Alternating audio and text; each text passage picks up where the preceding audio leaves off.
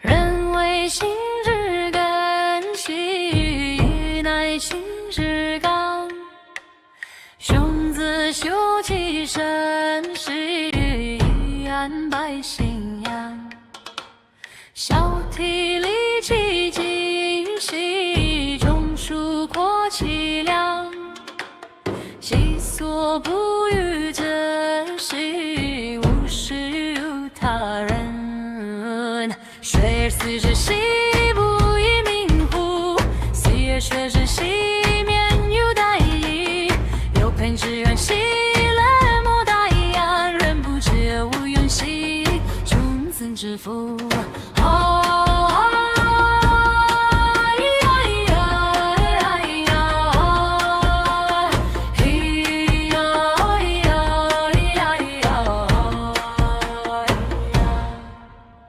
视之为知识，为之为不知。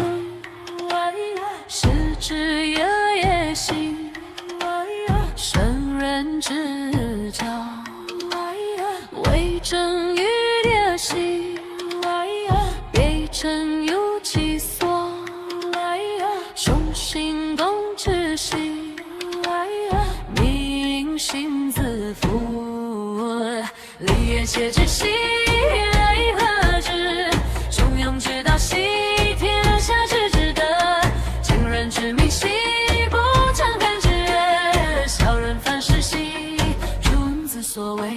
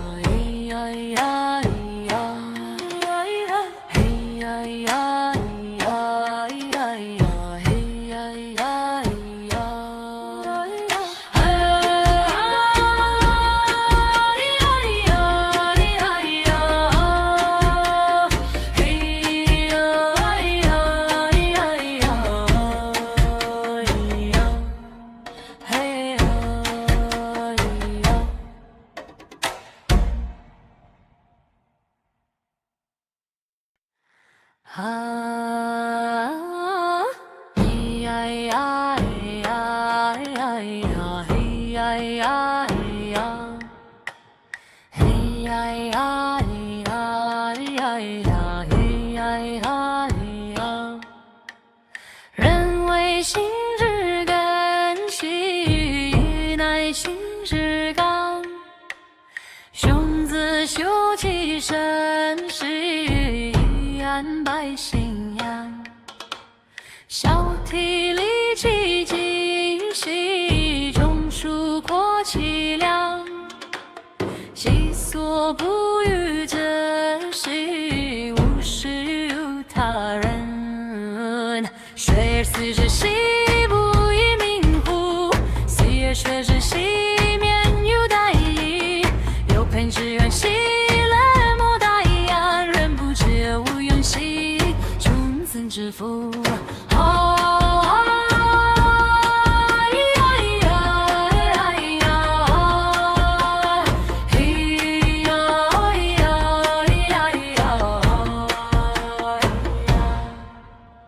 视之为知识，为之为不知。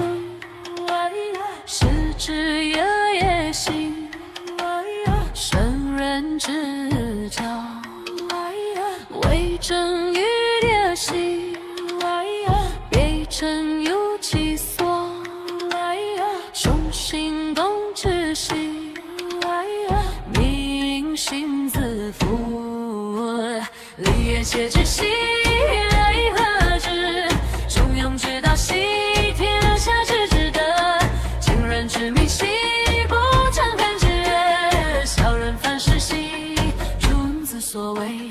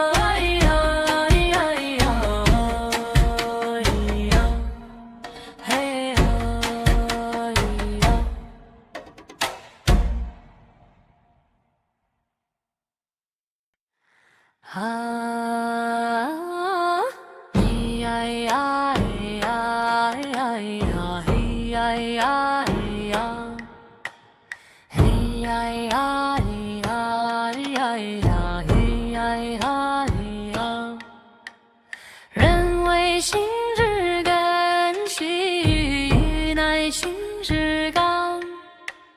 雄自修其身，是以安百姓养。小体力其精细，中枢扩其量。其所不欲者，是无事于他人。学而思之，奚不以明乎？思而学之，奚免于殆矣。有朋之远兮，冷漠大言，人不知而无怨兮，君子之福。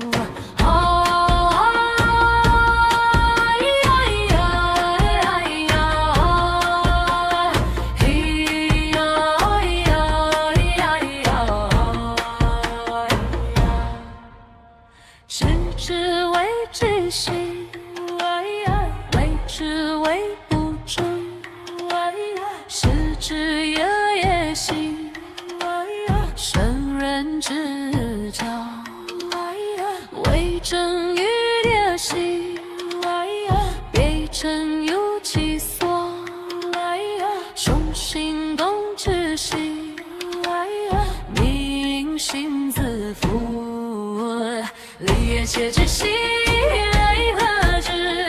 中庸之道兮，天下之至德。今人之迷兮，不常看之人。小人反是兮，君子所为。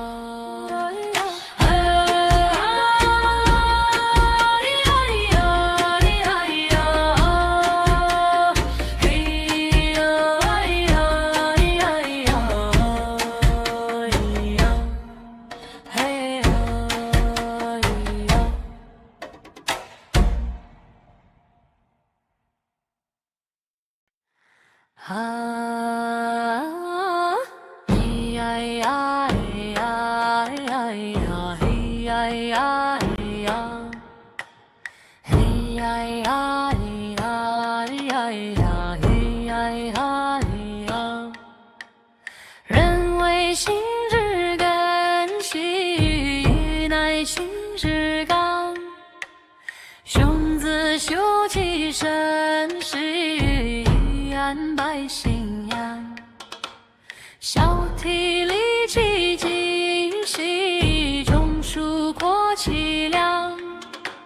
其所不欲者，是无事于他人。学而思之，奚不以明乎？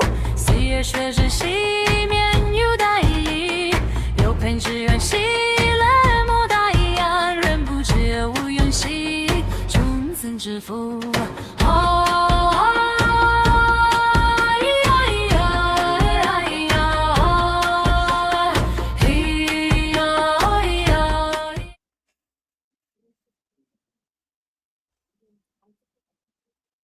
Good to go, Despy. You're up. And just then the camera freezes. Or did something happen on my end?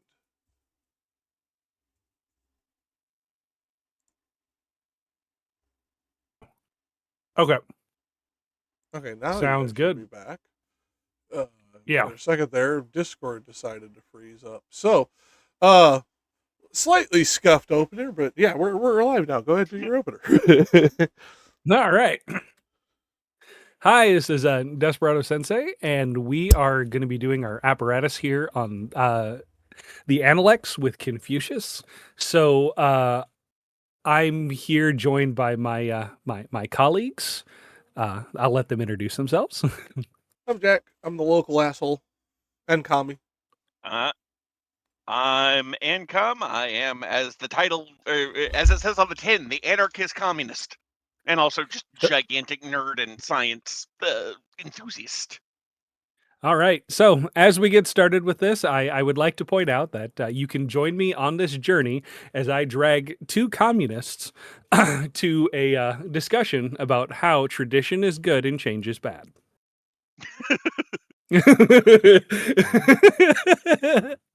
Please enjoy our conversations.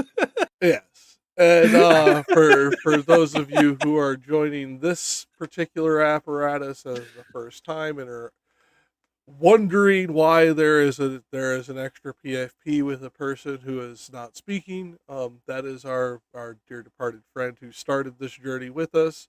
He will stay on screen with us in every one of these episodes. If you would like to get to know him a little bit as like we did, go back and watch our Dante apparatus.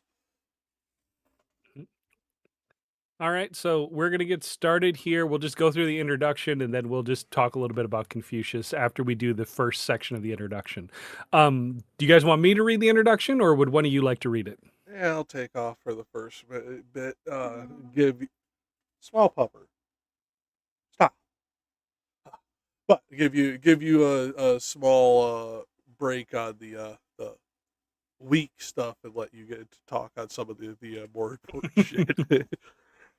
The Analects of Confucius is an anthology of brief passages that present the words of Confucius and his disciples, describe Confucius as a man, and recount some of the events of his life. The book may have begun as a collection by Confucius's immediate disciples soon after their master's death in 479 BCE. In traditional China, it was believed that its contents were quickly assembled at that time and that it was an accurate record. The English title, which means Brief Sayings of Confucius, reflects this idea of the text. The Chinese title, Lunyu, means collated conversations, which it sounds slightly off, but close enough. Modern scholars generally see the text as having been brought together over the course of 2 to 3 centuries and believe little, if any, of it can be viewed as reliable records of Confucius's own words or even his individual views. Rather, much like the biblical Gospels, to which the text bears some resemblance, the Analects offers an evolving record of the image of Confucius and his ideas through the changing standpoints of various branches of the school of thought that he founded. This online translation is posted to make it easier to locate an English rendering of this important text with some basic commentary. It has been prepared for the use in undergraduate teaching and is not meant to replace published scholarly editions. The interpretations reflected are my own and in some cases do not represent consensus readings if such exists. There are and always have been competing interpretations of many of the engaging passages in the text, starting from passages 1.1. In this very brief introduction of the text, I will summarize a very few features of Confucius's life and social environment, review of some of the basic ways in which the component parts of the Analects are dated by analysts, and the very general on a very general level, and note the particular issues concerning key terms and translations of personal names. Now, the reason I will say that Lun seems collated conversations doesn't seem accurate, at least from the way I'm reading that character, it seems more like collated lectures would be more accurate to the way that. Yeah, well, I'm not saying I mean, that it's closest word I can come to in English. Forum speaking would be the correct way to say it, but I don't know how to phrase it outside of this. that first character in that there for Lun Yu is for logic. That literally what it means, logic. So and so then it the wouldn't other even one, make it wouldn't even be that far off then. Okay. My Chinese is very rusty, but at least I was close enough on reading the actual pictography. yeah, but the other character there that has to do with it does actually have to do in Chinese with conversation. In Japanese, that means language. Again, so this is making sense why my confusion is coming in from the pictography, because lecture is also illustrated within it. Okay. Yep. For those of you who don't know, And- I am a language nerd in a very autodidactic way, so much so that I have learned pictographic languages that almost nobody on Earth fucking learns, and therefore have very interesting interpretations on some of these things, specifically with Asian cultures, because I used to live in Cambodia, and our dear friend Despy here lives in Japan. So we have interesting perspectives.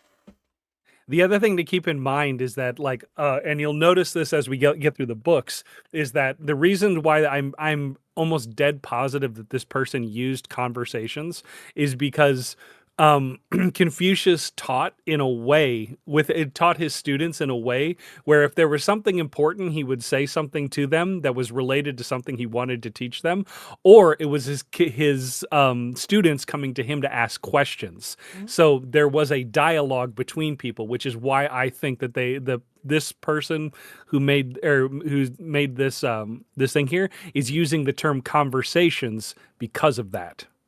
So instead of him literally standing at a podium and telling his students to his words of wisdom, a lot of times it actually came through dialogue and conversation. Well, that's why I didn't want to say sermon, because first of all, it doesn't track, and lectures seem to track more, especially when we start talking at this time period with the way things are taught through conversation. Mm-hmm. But it is the reason that lecture seems to hold more poignancy, at least in my opinion, is the imbalance of power, the power dynamic in question. This is teacher and student. So while these are conversations, these are lectures in the ancient sense of the word, not the modern sense of the word. So, like, it's really interesting because, like, when you're looking at like contextually of how Confucius like approaches his students and how he talks with his students about different things, it almost seems like he's like a guy that's like laying down on his side talking while eating like grapes or eating some fruit or nuts or something, and just having just basic conversation with people is how it feels, instead of like some. I just found our opening picture for next week. Confucius is the Big Lebowski. Sure. Because that's what you just described. That's cool, man. Guy in his bathrobe. That just sounds like your opinion, man. Well, like all jokes aside, though, but like that is, and I'm drawing levity here for those in the audience. There's a reason for this. This is how schooling used to be. Yes, there were schools that were very strict, very high lecture, blah blah blah, that type of thing. But most were influenced by Confucius teachings. No, dog, stop. Go lay down. Well, it's interesting because, like, if you look at the European version of this around the same time, the agora was very much the same. Like, it was a space for people to meet and have conversations. So, the way in which we do education today is far more formalized. There's a very clear, teacher-student relationship, whereas, there was too. There was then too. It was just different back then. Yes, but it was. I hesitate to say more casual, but like that was the atmosphere of it. It wasn't. It was less ritualized. It was less. It was less person in front of the class speaking at you, and it was more large scale conversations exploring ideas. And like sometimes, you know, you can still find this in certain university settings where some professors will make it more of a conversation among the class rather than a lecture at the class. But I feel like that tends to be less common now, whereas it was the norm in the time period we're talking Well, about. and for those in the audience who are going, Jesus Christ, you know, these people are going, oh, there's a reason that this matters. Education in the 5th century BCE was not an entitlement. It also wasn't restricted to the very rich. It was actually viewed in many cases as almost what we would call today as a LARP. Like, rich, poor, didn't matter. This was a job you went into to be poor and be taken care of by the community. This was a community service job in a way that we think of it like today, but no country on the planet acts like today. These people would have lived in relative poverty, but would have not worried about their housing or food or any of that because that was cared for by the community that they were teaching. It was very, and the people that they were teaching were also cared for by these same stipends. So it's like there's a movie called Agora that it was done a few years back about this kind of teaching in ancient Greece, which in ancient Greece came a couple hundred years before the Analects was written, but close enough for government work. It will get the job done to give you the idea of what I am talking about. That one is about Hypatia and mathematics, but it will give you the kind of feel for the education style that we're discussing. The other thing to keep in mind is that Confucius never really was poor. Ever. Well, and I say relative poverty because of like the way we use that word today and the way that word was used in the ancient world is very different things. In ancient world, poverty meant you're about to die.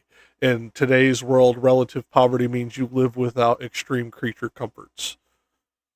Yeah, what I'm getting at is that like Confucius was wined and dined on a regular basis. Mm-hmm. Confucius had all the necessary means to take care of himself and his students. Mm-hmm. So, like, and you're not incorrect to point that out. I will say that Confucius is more the exception to the rule, and that is mainly because of who he influenced and who he taught, as opposed to what he taught and where he taught. Right. The one thing I did want to point out, it's really funny because Confucius' teaching style is exactly like Jack was explaining there, but 1,300 years later, when the Analects becomes like standard practicing knowledge for a large number of governments, including the Chinese government, the Korean government, and the Japanese government during this time period, like this becomes the staple, like documents used. This is where you get like the schools where people have to go and they have to memorize like all 20 books word for word in order to get a government job. And usually, only 1% of people get that government job. And about 90% of those positions were already reserved for people who were legacy. Yeah. And individuals. There's a few different organizations, and I'm using that term loosely because modern understanding of the word, that this would have flown through many different names. But when we say they had to memorize, at any given time, they could be questioned by an official, and if they did not answer correctly, they could be put to death. Mm-hmm. This was not a, oh, you got it wrong, go fuck yourself, here's a demerit. This was, you got it wrong, off with your head like it's fucking the Queen of Hearts. And I'm being slightly facetious, but not much. Right. I mean, but the thing to keep in mind is that if you ever look at what the reason why East Asia, specifically in the Chinese, Korean, and Japanese area, why they do extensive testing even to this very day, it's because of Confucius, and it's not something Confucius actually drilled into his own students. Yeah, it was oh God, what's his name? Zhang.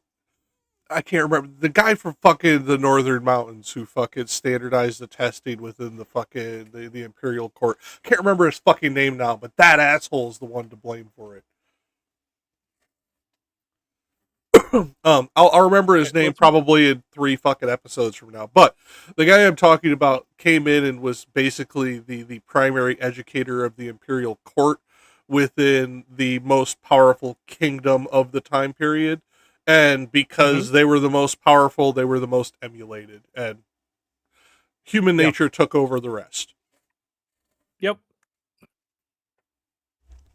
All right. Ancom, do you want to read the next section, or would you like me to read it? No, I can read it. Go for it. All right. Confucius is the name by which English speakers know Kongxi. I think I got that right. No. Yep. Sorry. Q is more of a. I don't remember. Chew? Maybe? Yeah. Kongju. Anyways, born near a small ducal state in the Shandong Peninsula in 551 BCE. Centuries earlier, a strong royal state known as the Zhao, founded in 1045 BCE, had sent members of its high aristocracy to rule regions of its empire as hereditary lords, subjects of the Zhao king, but so long as they remained loyal, masters of their local domains. In 771 BCE, raids by the non-Zhao nomadic peoples led to the death of the Zhao king and removal of the Zhao capital. From that time on, the Zhao kings had become weak, and the feudal lords had become de facto sovereigns over essentially independent states and statelets. 3 themes of Confucius's day were incessant warfare, which had been pervasive among the feudal lords since the further devolution of power from the Zhao-appointed feudal houses into the hands of subordinate families that managed to accumulate power locally, and the rising fluidity of social mobility, which this type of open competition for power encouraged, as intelligence and warrior skills in their assistance proved more valuable to competing power holders than did hereditary pedigree. Confucius's father was a member of the low aristocracy of the medium-sized state of Lu. According to our best sources, he was an important aide to a major aristocratic or grandee family. During his prime, this family had served the greatest power holders in Lu by controlling a domain assigned to them on Lu's southern border near a small non-Zhao cultural area called Zhou. Shortly before Confucius's birth, the family domain was relocated to the north, but Confucius's father, having by his primary wife and his concubines produced no healthy sons to carry on his line, and being now an older man, chose at this time to take as a concubine a woman of Zhou. She soon gave birth to Confucius. 3 years later, Confucius's father died, and Confucius apparently grew up with his mother's family in the border region between Lu and Zhou. Reaching adulthood, he traveled to the feudal center of Lu to seek a social position based on his father's standing and connections. The state of Lu took pride in the fact that the lineage of its rightful lords, the dukes of Lu, had begun with a famous brother of the Zhao dynasty founder, a man known as the Duke of Zhao. Treasuring Zhao tradition with which he was associated, after the decline of the Zhao royal house, the state of Lu had become known as the purest repository of Zhao aristocratic culture. But during the 6th century, these traditions were undermined as powerful warlord families gained increasing control of government and resources in Lu, gradually marginalizing the legitimate ducal house and distorting the norms of government form and ceremonial ritual that had made Lu distinct.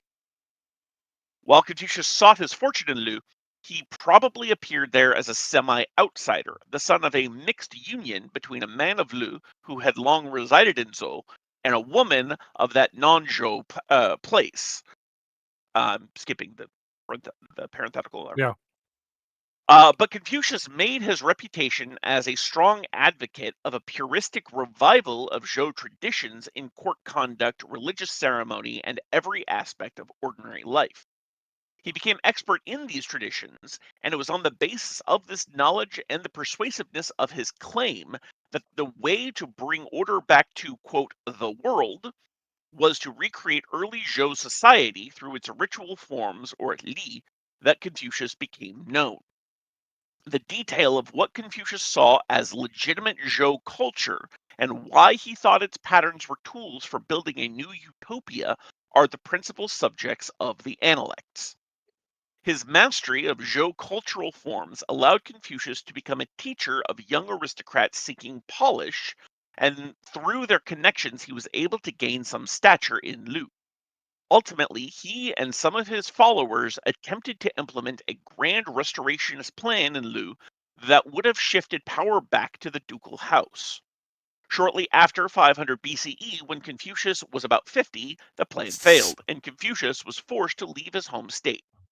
For about 15 years, he traveled with a retinue of disciples from state to state in eastern China, looking for a ruler who would employ him and adopt the policies he advocated. The Analects pictures some key moments in these travels, which ultimately proved fruitless.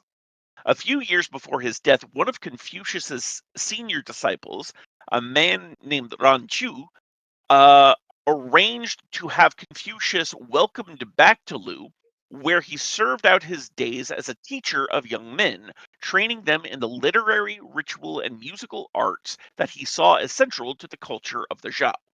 Okay, so one correction to this author: believed cultural traditions of the earlier Yep.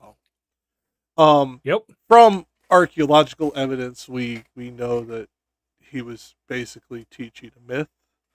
The Zhao period that he's describing was nowhere near the golden age that he believed it to be and that it was taught to be. And he was essentially, for lack of a better term that most undergraduates are going to understand, he believed a fan fiction about the older Zhao. He believed the fairy tales, not the reality of what that warlike time period was, which when we look up the amount of graves per capita, one of the bloodiest time periods in Chinese history. So what you're saying is he believed in and was trying to restore a mythologized past. Gosh, Yes. where have I heard that pattern before? You mean every And for those who culture in don't get the history? joke, I'm calling Confucius a fascist. Well, yes. But what Ancom's joke leaves out is that's every culture in history, except for the point that, like, Hitler did it by force. This is one of these things of, this is the advantage of modern ability to look back and understand history in a way that these people were unable to do. They were reliant on the writing that survived. And in a time period where writing was already rare, and I don't mean that in the traditional sense of, they were fucking still very civilized people, but writing in this time period was not considered something to conserve. Somebody would just as quickly pick up, like, if the Analects existed in 200 CE or BCE, somebody would have just as easily picked it up and used it as a firelighter as to read from it. Writing was not sacred to these. That's why I say it was rare. They would write in the sand and consider that as valuable as writing on a page. It was just a very different culture and time period. So when I say it was rare, writing that survives, that we could find, that they could find, that was an exceedingly rare thing. So they only got the stuff that was kept in the most cherished places, which was also usually the most revered places. So therefore the most mythologized version of. So, and this is not me condemning China for any of the audience before they pick up. This is literally every culture in history does this. Every fucking one.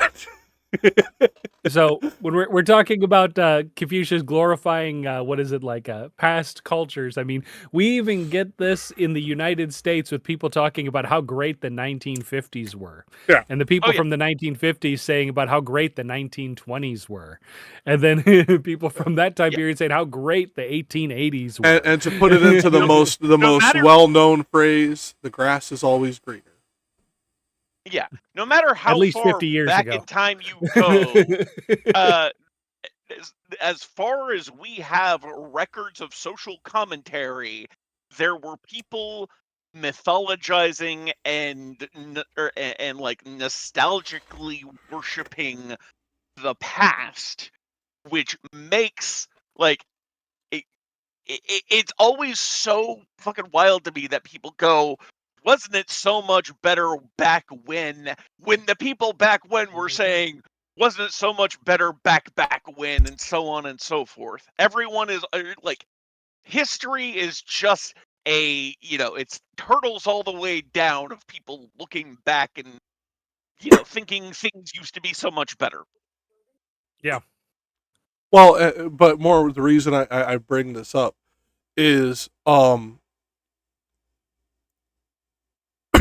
how to put this, inadvertently and through essentially power of personality, Confucius was able to reshape a large section of the world into a actually better version of a history that never existed. It was, and I say it like that because it is one of the few times that I can think of in history where a single individual figure using this mythologized past type practice actually did more good than harm. And I see my friend who lives in Asia is wanting to smack me for saying that, but he knows I'm right in the grand scheme of things. He's just thinking about the later interpretations of some of this shit. I don't know. Like, here's the thing. Like Confucius is good. If Confucius is good for like state building and whatnot, in the sense that it creates a place for everybody in society. Well, it But also helped pull you guys out of a certain intertribal warfaring that had existed in the time period that he said that he was emulating, but he eliminated from the culture he recreated. Right, but the problem is that like the cudgel that the people at the top used with this basically made the argument that tradition is good and nothing's ever going to change. Yes, and like I said, this is why it's why I instantly saw that look on your face and called it out. But I am also pointing to from 500 or 479 CE when he died to about, I want to say 500 CE. You see a dramatic, and when I say dramatic, like falling off a fucking cliff, percentage of intertribal warfare. Yeah, that's the Han Dynasty, and like, which is one of the major it's the whole idea of the three kingdoms. If you've heard anything, whether you've played a game, read a book, did anything that referenced the three kingdoms, Or Middle that's Kingdoms. basically that time period right there. Middle Kingdoms is I think also that's common. 200. Yeah, that's Yep. later, but Well- commonly it gets misquoted in games and stuff. That's why I'm for the audience. Yeah, no, I'm just saying that if you've heard a reference in some way to the three kingdoms, then we're talking about like the year like 200 C or BCE. Yes, and this is, and when I say a precipitous drop, I wish Rich was here. I really do, because he would love me bringing this up the way I'm about to. The only other time in history I can point to with this same kind of ratio of intertribal and intersectarian violence dropping in this way was the founding of America. We ended 300 years of fucking religious warfare in doing so. Yeah. One thing I want to point out that it goes back to the very beginning of this is that when they had his name is like Kong, what is it? Kong Xiu is the name that they gave him at the very top there.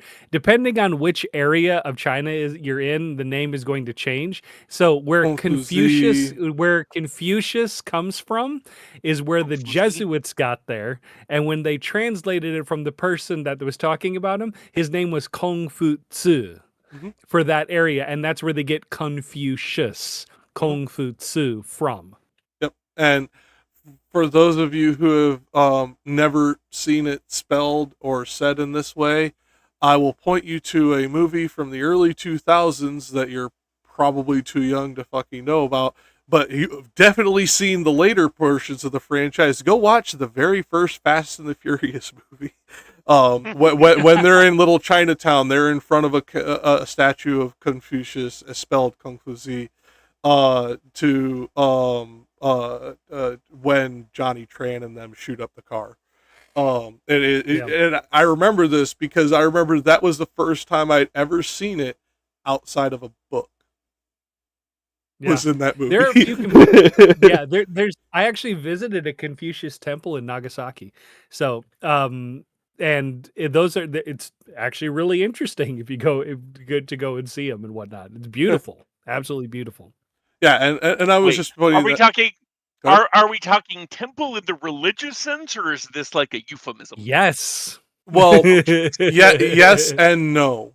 Yes, see, he's saying yes in that way to make you cringe, but it's yes and no. It is yes in the same way that we would call, like, if somebody were to erect a temple to Socrates a religion. It's religious in ritual, not in deificness. Let's put it this way: the best way to describe it, and this is going to be a really bad description, and you're both going to hate me for it a lot. I can already hate you for it because I know where you're going. Read books about the quotations from Chairman Mao. Fucking asshole! I knew you were going. And with the this. People that walked around with the little booklets of the quotations of Chairman Mao.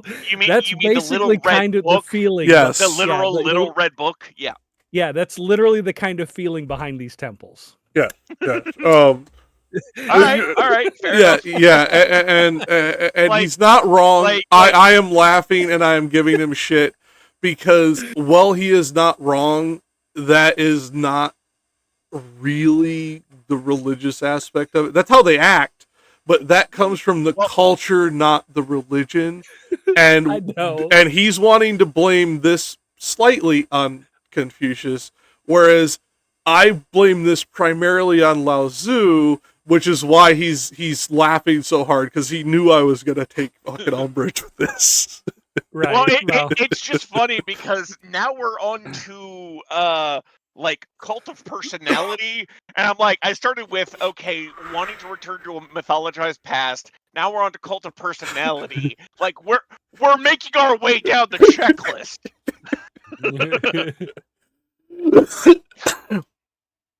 You're not wrong. I will point you to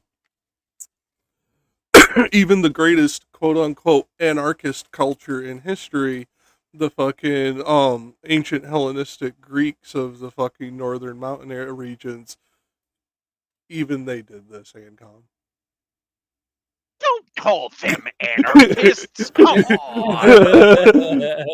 They're as close to an anarchistic government as ever existed on this planet, and you know it. And even they did this because this is a byproduct of ancient. Hold on, fucking not. I said they were the closest, not that they're the only one that's ever existed. Give me a break. No, I disagree that they were the closest. I can think of at least two that were closer in my view. Which ones?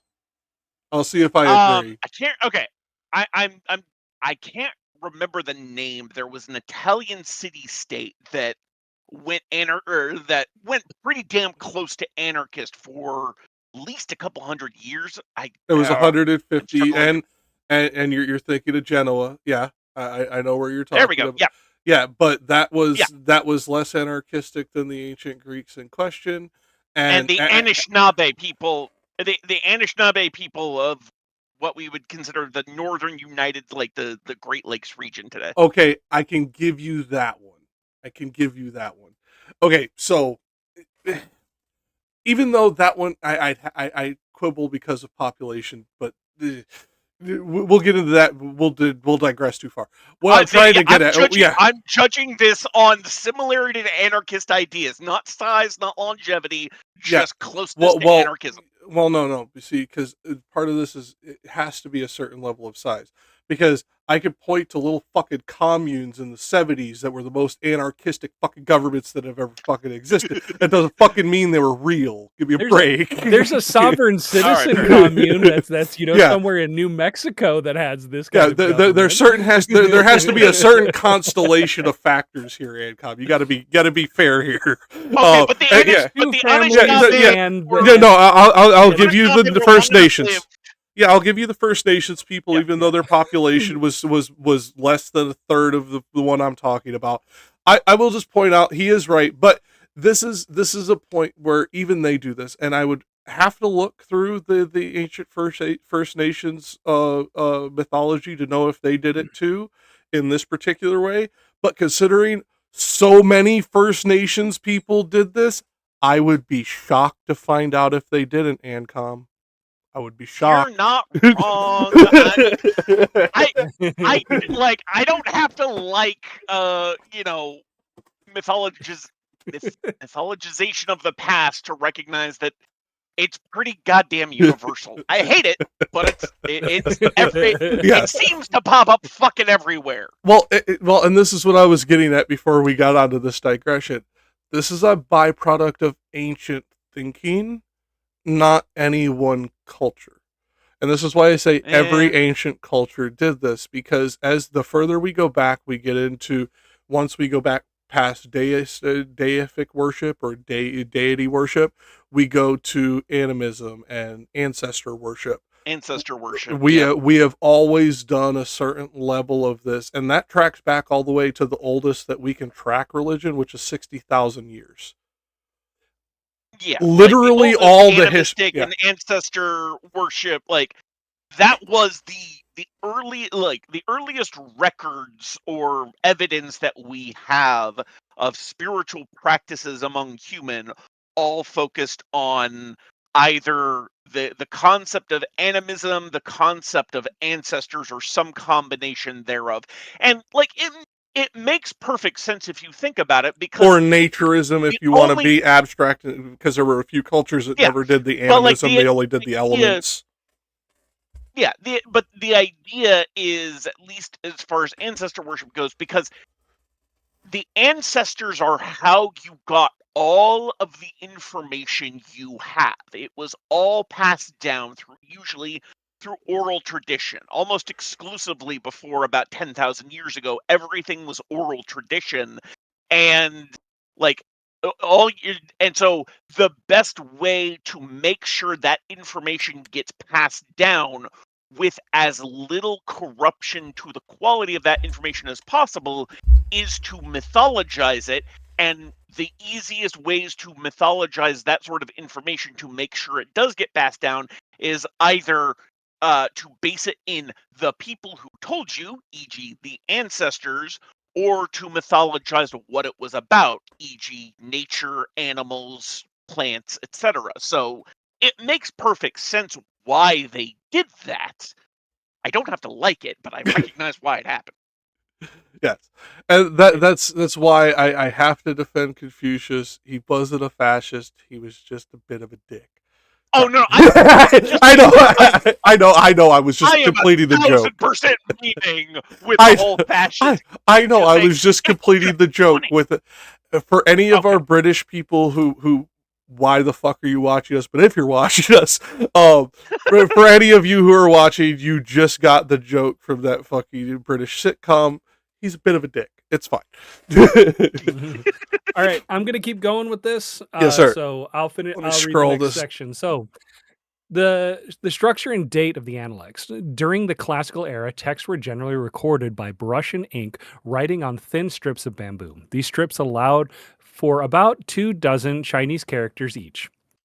Holes were drilled in each strip, and the strips that belonged to a single written work were bound together in a bundle by a string. The Analects, which is composed of about 500 independent passage, is divided into 20 books. Some of these books seem to have originated as strips authored over a period of years by a single group and separated into bundles according to dominant themes. Others of the books seem to have originated independently and been brought together with a large number of books at a later date.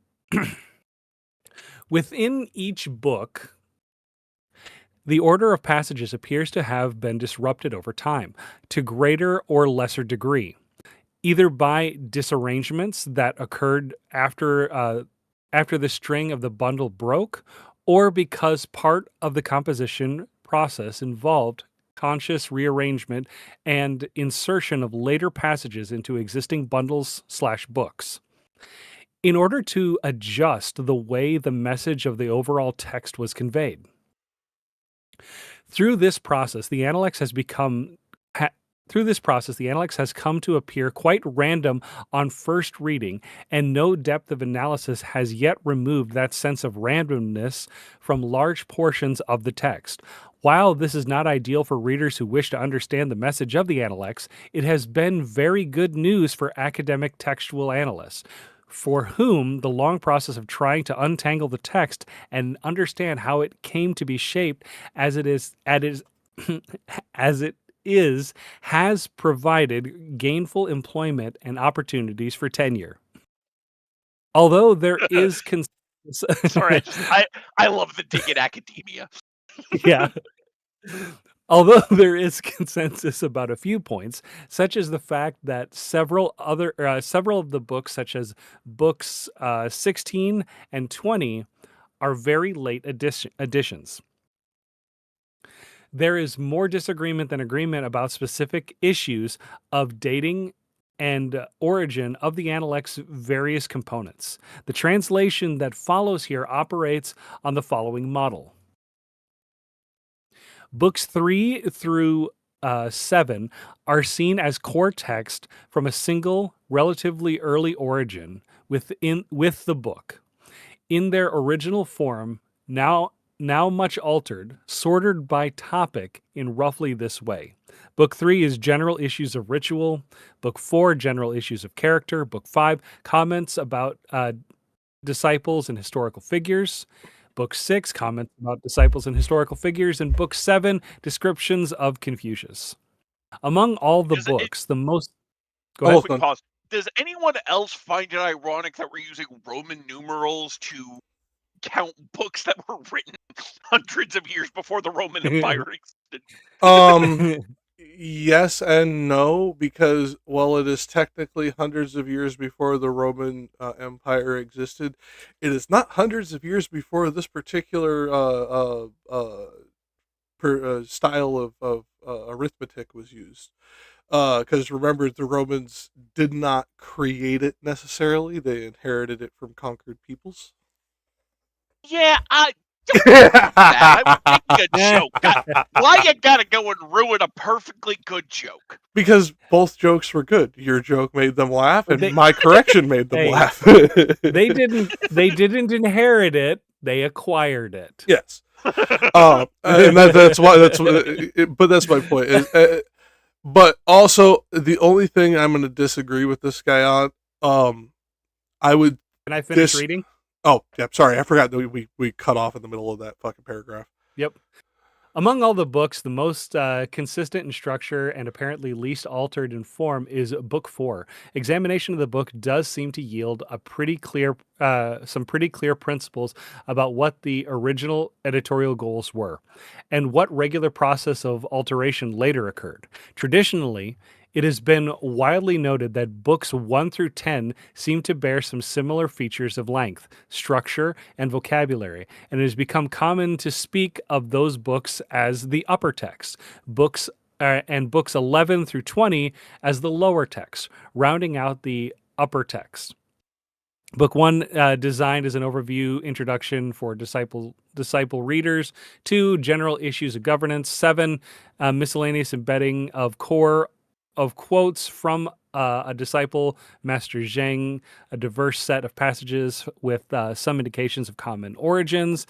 With book 18 or book 17, and an outer text shell of historical commentary. Book 9, perhaps a variant version of Book 7 from a different school branch. Book 10, a portrait of ritualized perfection, cast as a description of Confucius.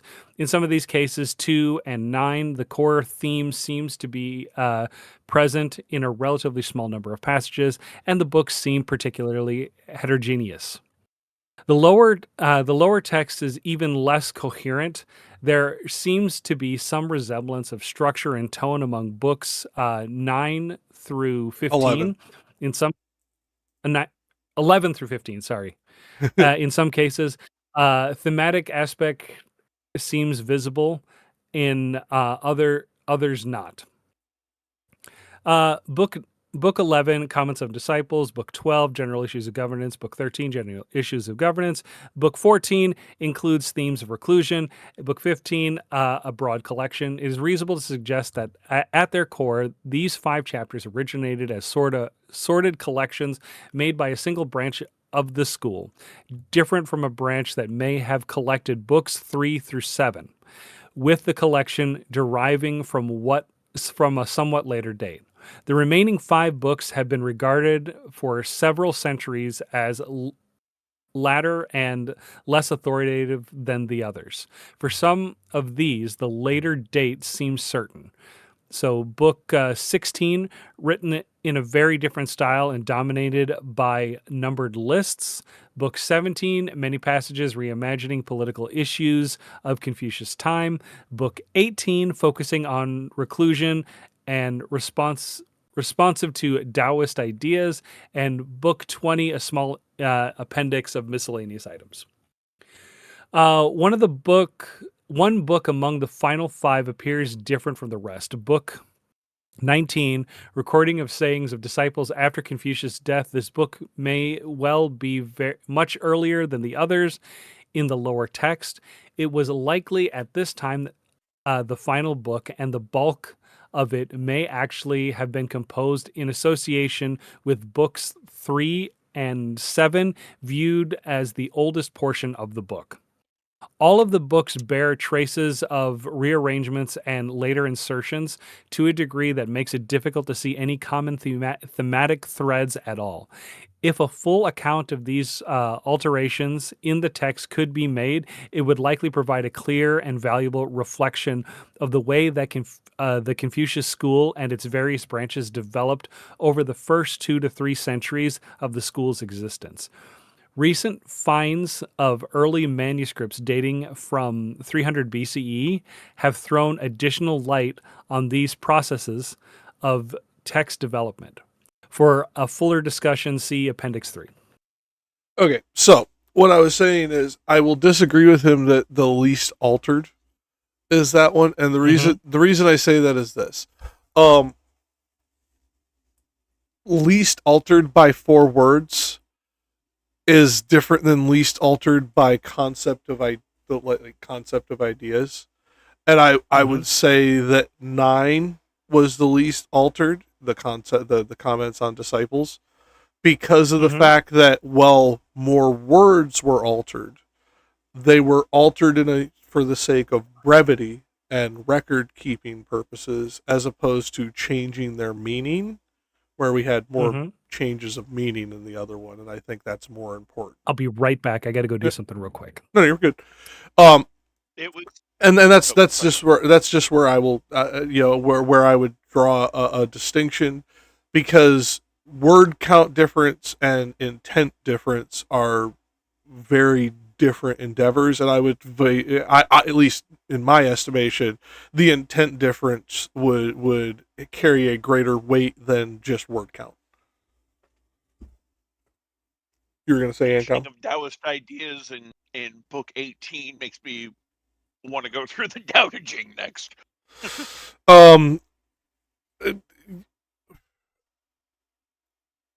All I can say is you're a masochist.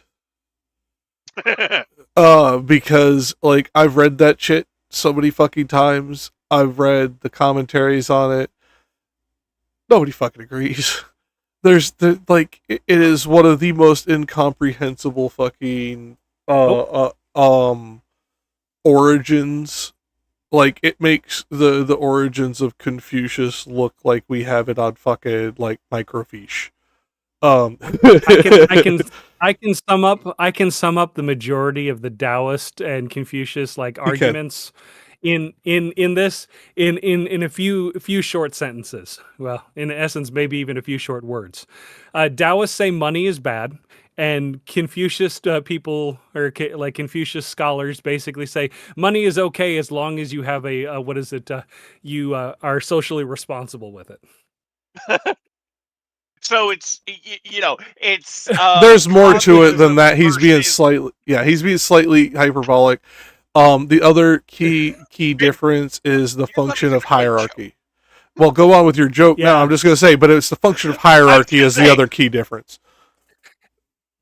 It's communism versus green capitalism. Right.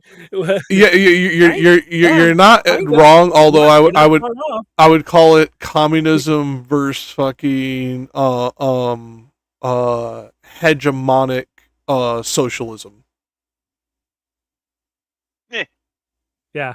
The only other major difference is that like for a Taoist, preserving a forest would be one of the things that you would like put all of your efforts behind, like socially.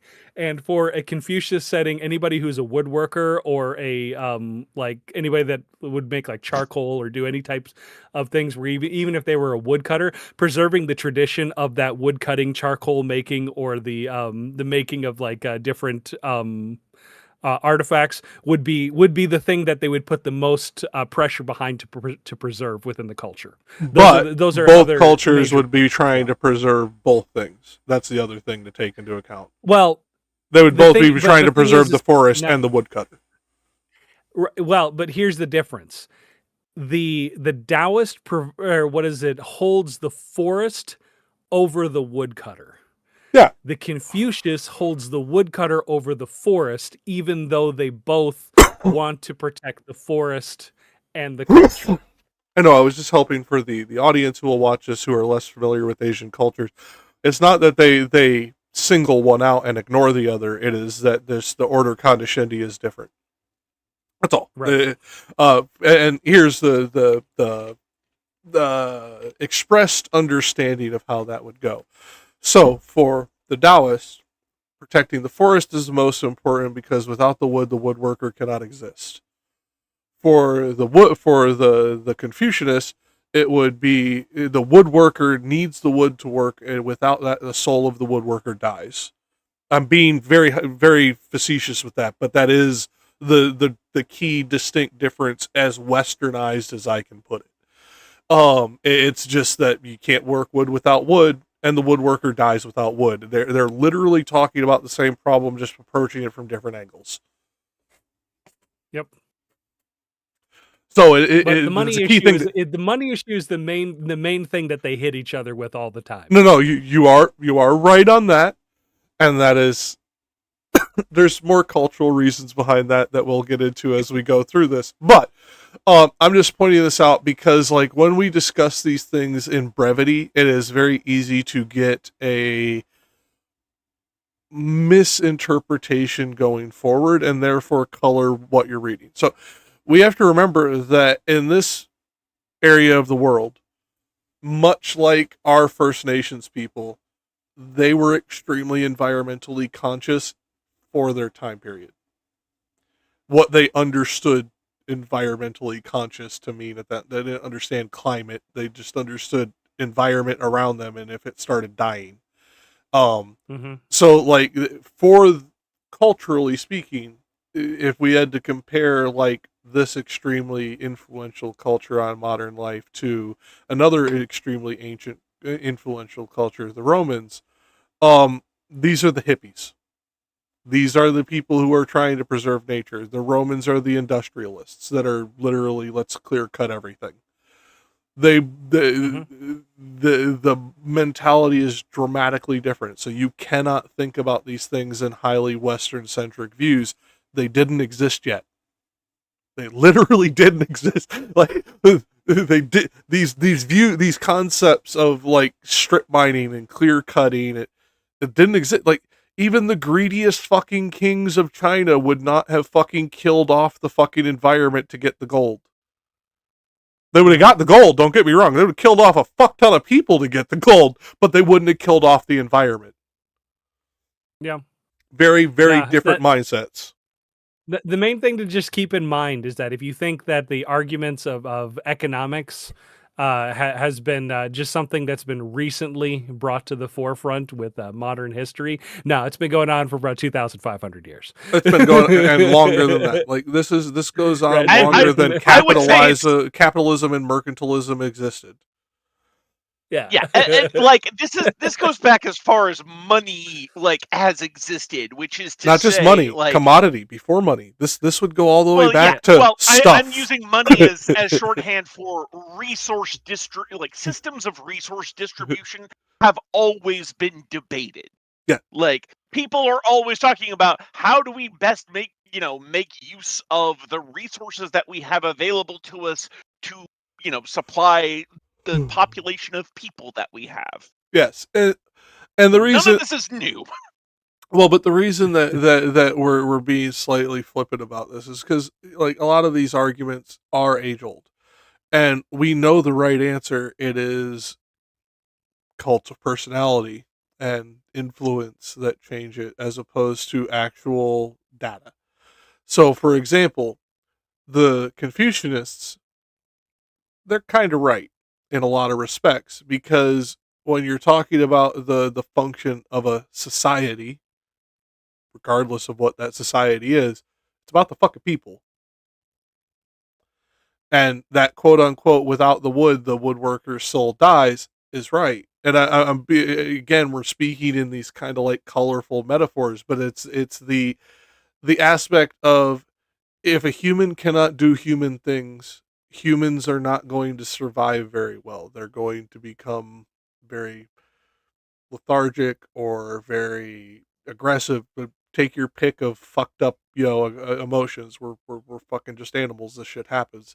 You put an animal in a distressful enough position, shit goes wrong. It's the same conversation.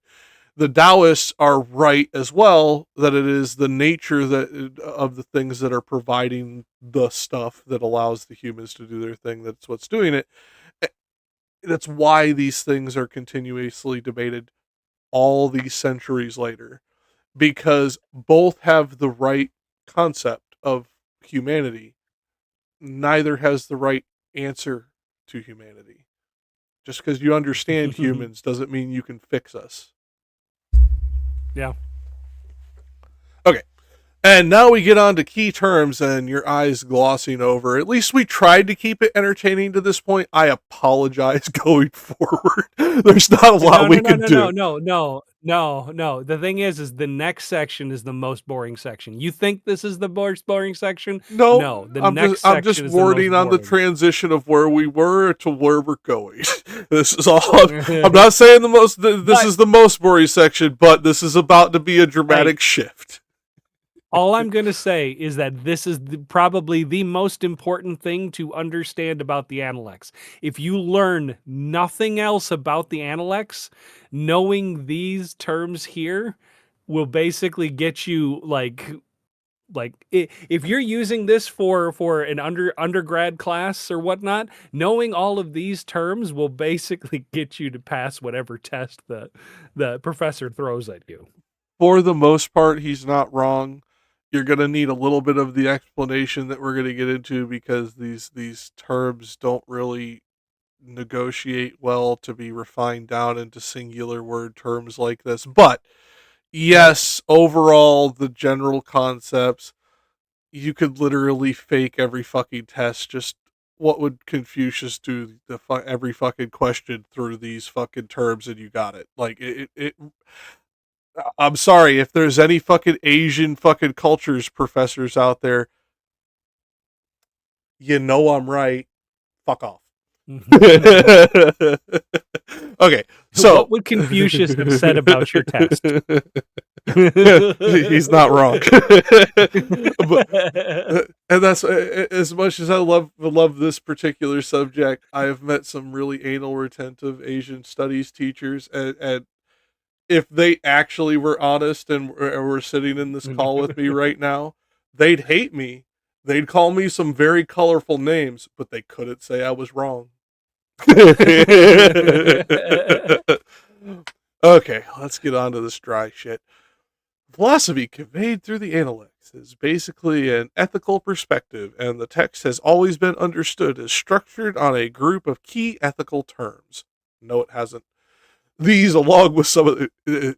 there was a time period in history where, no, these terms were not valued, and we'll get into why, but not always been understood. These, along with some terms in the other early streams of Chinese thought, are discussed in more detail in the glossary of Appendix 2. Notes in the text are also touch on these issues, but a brief overview here may be useful. There is a group of key terms whose meanings seem to be so flexible, subtle, and disputed that it seems to best leave them untranslated, simply using transcription for them. These include Ren, a comprehensive ethical virtue, benevolence, humaneness, goodness. The term is so problematic that many Analect passages show disciples trying to pin Confucius down on its meaning. He escapes being pinned. And I'm going to draw one comment here before we move on. He escaped being pinned down, but the closest answer is ethical framework for individuality would be the closest. Yep. Junzi, often used to denote an ideally ethical or capable person, sometimes simply meaning a power holder, which is its original sense. You will also see this if you see this translated into Cantonese as Lopan. It's basically supreme leader. Is their version of it, but it's just the way they translate it. I'm just saying because of Cantonese. This isn't. When they're talking about power holder here, they're not talking about somebody that has like power over a group of people. They're talking about somebody that has charismatic power within a community. Yeah, and that's the way Lopan is used in Cantonese. That's why I bring up that idiosyncrasy. Supreme leader, then. It's loose translation to how they would use it in Cantonese. That's why I'm saying, if you're reading it in Cantonese, you'll see this word. This is what they mean as junzi. I'm not saying you're wrong. I'm saying that Cantonese is weird. Too much integrating with the Haklo. I'm not arguing with you. I'm arguing that they had too much integration with the Haklo people, and this is some boat people shit integrating in. Just deal with it. Okay. Dao, a teaching or skill formula that is key to some arena of action and art, self-perfection, world transformation. Perfectly translated. Li, the ritual institution of the Zhao for which Confucius was master, as we talked about, of the myth. The range of behavior of subject in a broad category denoted in this term ranges from political protocol to court ceremony, religious rite to village festival, daily etiquette to disciples of disciplines of personal conduct when alone. I would say that one's close enough. I would also include diet because it's also used on that. But there's also musical practice at the same time. Oh yeah, I forgot that too. Yeah, musical practice and diet should be included in Li. Yeah. Tian, carrying the basic meaning of sky. Tian becomes a concept of supreme deity, often translated as heaven. Sometimes possessing clear anthropomorphic features, sometimes appearing more naturalistic in force. Yeah, more a natural force. That's a clumsy line, guy. Smack your editor. Sorry. Mm-hmm. In addition to these items, other complex key terms are rendered by very vague English words, the meaning of which can only emerge in contextual usage is noted. Virtue. Yeah, close enough. A very complex concept initially related to the notion of charisma derived from power and gift giving, developing into an ethical term denoting self possession and orientation towards moral action. Pattern, then. Or when I just did fucking German, denoting a relation to features of civilization that are distinctive to Zhao culture or traditions ancestral to the Zhao. When can refer to decorations, written texts, and personal conduct, but most importantly, it points to the behavioral matrix underlying Zhao Li. Again, close enough. There's a few things that we're gonna have to touch on later, but too much to digress on now. Finally, a set of important terms that can be translated with some accuracy into English, but only with understanding that conceptual range of the Chinese term may not match English perfectly in some cases. The alternate English translations are used. Right or righteousness, often complement to ren, denoting moral correct actions, or the moral vision that allows one to make them. Loyalty, zhang, denoting not only loyalty to one's superiors or peers, but individuals or to individuals, but also to office and alignment of self with the interests of others and the social group as a whole. Trustworthiness or faithfulness, you'll see faithfulness more often than trustworthiness. In Zen, derived from the concept of promise keeping, meaning the reliability of others, but also wavering devotion to principle.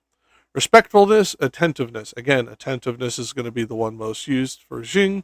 Derived for the notion of alertness and fusing the attentiveness to task characteristics of a subordinate and the respect for superiors that such attentiveness reflects.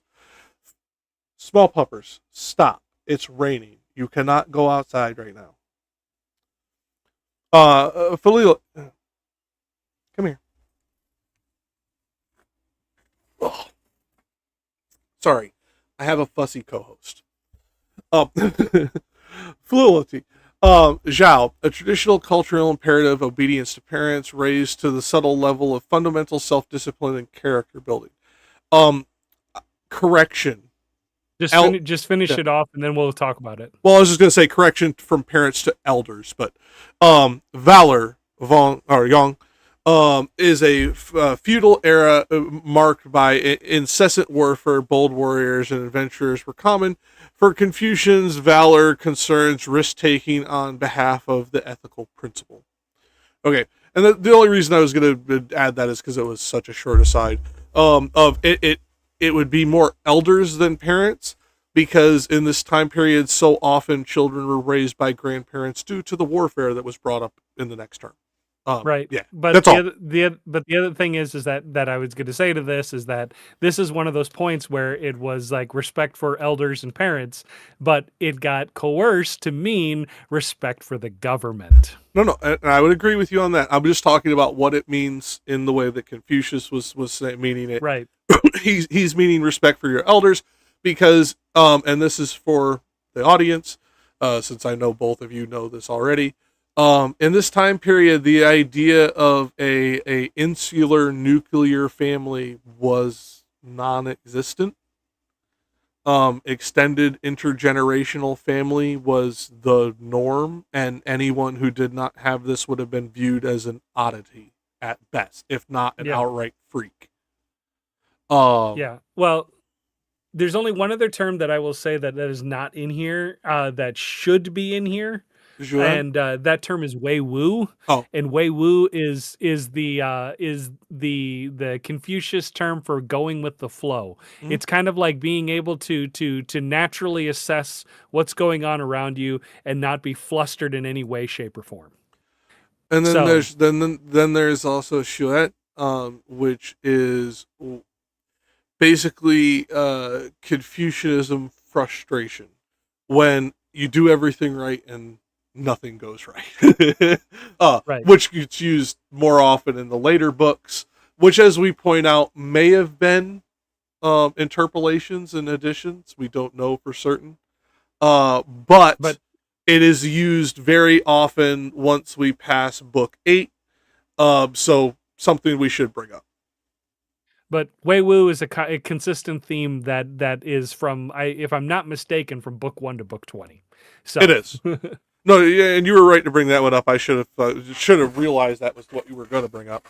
The one I was bringing up is the one that I think our audience is going to be most familiar with said feeling.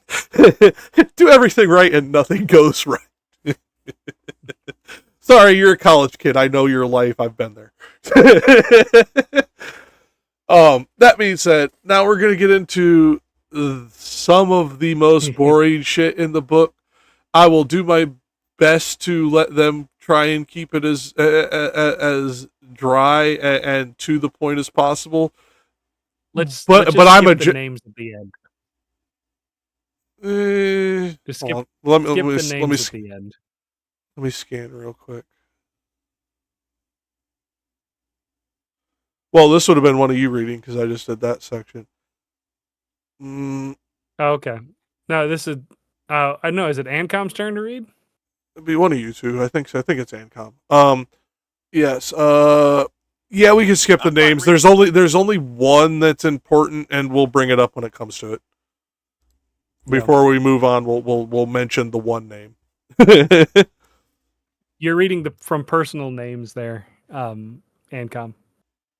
Okay. My copy back up. It'd be bottom of page 12 okay. in the PDF. Oh, good. Yep. Personal names. Although this is not clear on initial reading, the ideas of the Analects are importantly influenced by the literary character of the text, and the fact that it is presented chiefly as conversational interplay among a relatively limited cast of characters.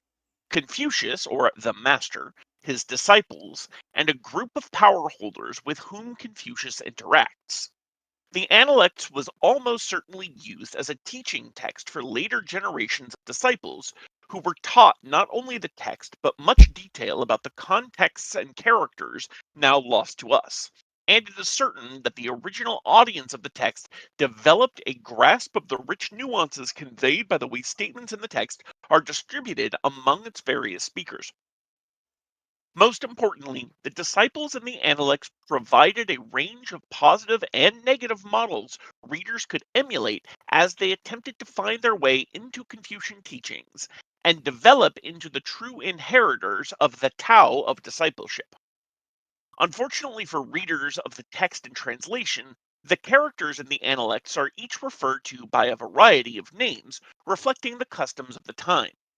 It was the general rule that members of the aristocracy at any level possessed at least 3 types of names. They could possess many more. The 3 basic names are surname, family names precede other names in Chinese, personal name, given at birth, used by intimates like first names, style or polite name, given at puberty, used publicly and in formal settings. Just for a quick aside, there's something not dissimilar to this in some versions of European aristocracy. So, you would have your family name, you would have your personal name, and then, like, say you were a duke of some region, your style, what would be, considered the style here would often be, the region over which you were ruling. Yes So, and no. This would be more similar to, and this is an odd parallel, but I think you guys will enjoy it, and it will make Despy smile. It's almost like the way the Lost Boys chose their names. the puberty name is the name you give everyone, the style name. It's Kind of like your call sign. yeah.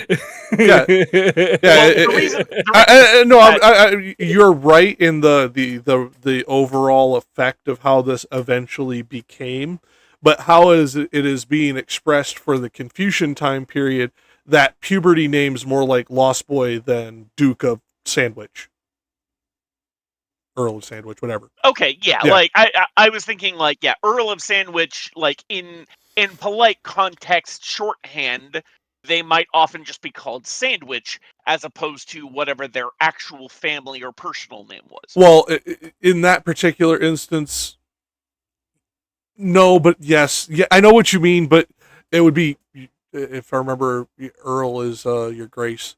But yes, yeah, it's the same kind of thing, but this is more. Duke is your grace. Earl is, I actually forgot. I don't remember but like, fucking yeah, civilian. your grace would be, Yeah, that's all I'm getting at. Your grace would be like that, but like if if you were with friends, and they weren't, you were in a social situation where maybe you weren't as beholden to the social hierarchy, you might just refer to him as Sandwich rather than your grace or I get what you're saying, something. and there's a certain level of parallels. The difference here would be it would be more akin to. We'll use a slightly derogatory one, but one that you'll recognize from the comics. Calling Professor X Wheels. It's closer to that. Yeah. But it's closer to Wheels than anything else, because these names don't necessarily tie to your job. They don't. It is a public name. It is a name that, as he said, it's your call sign. It is the name that is used outside of the family. Yeah. Anyways. Yeah. And the reason I point out that that distinction, the reason I point out that distinction is because when it said that can have many more, Confucius had 227 names. This is a very complicated. Probably for each individual linguistic region of China. I'd have to look up why he has that many names. You're probably right. I'm just pointing out that it's one of these things that in China, it is very hard to conceptualize to European culture without doing a little bit of finagling, because China was very weird about naming conventions in this time period. It did not become more standardized until what, 800 years after this? When was the solidification of the Gobi? More? You say Confucius had over 200 names. I'm like, and I thought I was annoyed with the number of names that Gandalf gets in Lord of the Rings. No, I mean like he's called the master as this express, but there's other times he's known as the teacher. He's known as the wise one. Like, he has so many fucking names, it's insane. And that's what I mean. It may be the regional thing, as Despy kind of joked about, that why the number is exceedingly high. But yes, Chinese people, depending on what they did, they could have a lot of names. We may never actually know Confucius's birth name because of the way the naming conventions worked at this time period. But go on. Let's finish this off. Yep. Anyways, when it comes to the disciples, the narrative voice of the text usually refers to them by their polite style name, but Confucius is generally pictured calling them by their personal names. As a teacher, he was a surrogate parent. For example, in passage 11.15, book 11, passage 15, we read, "The master said, 'What is Yo zither doing at my gate?' The disciple showed Zilu no respect." Yo and Zilu are the same person. He is the disciple Zhong Yu, surname Zhong, personal Yu. Confucius calls him by his personal name, but the narrative voice, being a later disciple writing about a revered elder of the past, uses the polite Zilu. Zilu is, in addition, referred to by what appears to be a generational name, Gu, in the G indicating that in his family he was the fourth eldest male of his generation. Finally, some disciples whose later followers likely had a clear impact on the text are referred to as masters in their own right. The most prominent example is Master Zheng, who is Zheng Shen, among the youngest of the major disciples. In the case of Zheng Shen, the influence of his own branch of the Confucian school is particularly visible. A portion of Book 8 is devoted to descriptions of his dying words, words likely uttered over 40 years after the death of Confucius. The reference to any disciple as master indicates that they had some later influence, but does not indicate that they were, in Confucius's day, influential among Confucius's own disciples. Indeed, a number of the greatest disciples died before Confucius, and thus could never have earned the title of master in their own right. In the notes of the text, I have tried to provide information and reminders necessary to keep track of the various disciples so that it is possible for their characters and the individual ways their roles shape subtle meaning to emerge. But this is hard to grasp on initial reading, no matter how much help is provided. For the sake of directness, I will close this introduction with a list of some of the major disciples and, where it may be known, the dates that have been reconstructed for them. This list by no means exhausts the roster of disciples who appear in the Analects, or even the roster of interesting ones, but these are the ones who appear most frequently. Their names are given as surname plus personal name with a style and variant names in parentheses. Fuller descriptions of the major disciples appear in Appendix 1. There's I see no point in Okay, the only reading out this entire list. there is one that and like I said, that I was gonna point out, and that's Yan Yan Ziyu. The reason that this one is important is because he seems to have been a particular favorite of Confucius, even though he is a what I would call a problematic Confucianist figure, as we'll learn reading on. And the reason it's important is because we will see Ziyu more, but when we'll just write the character, we'll see the Yan Yan characters often. So Well, I it's mean, it's one of that those makes things. sense. Yeah. That makes sense because Confucius himself even says that he prefers to be challenged Mhm. by and anyone who presents themselves as a challenge, he's already interested. Yes, So and Yan Yan him being a was favorite, the archetype of him this being a model. favorite because him being a favorite could be just because he challenged Confucius on a regular basis in like philosophical thought. There's one other thing that I wanted to bring up earlier that Ancom had read about in the section here, where it says, what is it? When it comes to disciples, a narrative voice text usually refers to them by their polite name or style, but Confucius is generally pictured as calling them by their personal names. As a teacher, he was a surrogate parent, and this is by no means a stretch of the imagination when you say surrogate parent. If that student's parents were to die, the likelihood that Confucius would take the student under his own family name would be very likely. And for those of well, this is a very good thing to bring up. There's also a key point to bring up as to why. This goes to that intergenerational and non-nuclear family conceptualization that I was bringing up at the beginning. The Chinese family is more akin to there's this thing called a water family. A water family, it's a practice that I'm not going to get too detailed on, but it literally indicates that blood is not important. The history of it's less important, but in water families, you traditionally would not even consider your children your own. They were the village's children. They everyone's children, Mm-hmm. and everyone else's children were your children too. I am being highly brief because we don't want to go too far off on this tangent, but in China, this was the norm. So let's say Confucius were to abandon that student, say his family died. That would have been an extreme black mark against Confucius societally. Yep. Or, conversely, the ultimate black mark against said student. Yeah. And it would be very context dependent. And we are going to run across a few of those context dependent issues in the text talking about other people, not the students. But that's why this is important to understand. When they say surrogate parent, it's not just a normative expression. It is a literal societal norm that they had every right of a parent if the parent is not present. Yeah. Up to and including death by a punishment resulting in death. They had all the same Yeah. rights as any parent. This was the norm in almost all of Asia for about, as far as we can tell through archaeological evidence, 3,000 years. One of the things that I want to point out here is that if you're ever wondering how a school like this operates with like monetary value, like how it stays afloat, the thing to keep in mind is that sometimes you get students that don't pay or can't pay, and that's fine.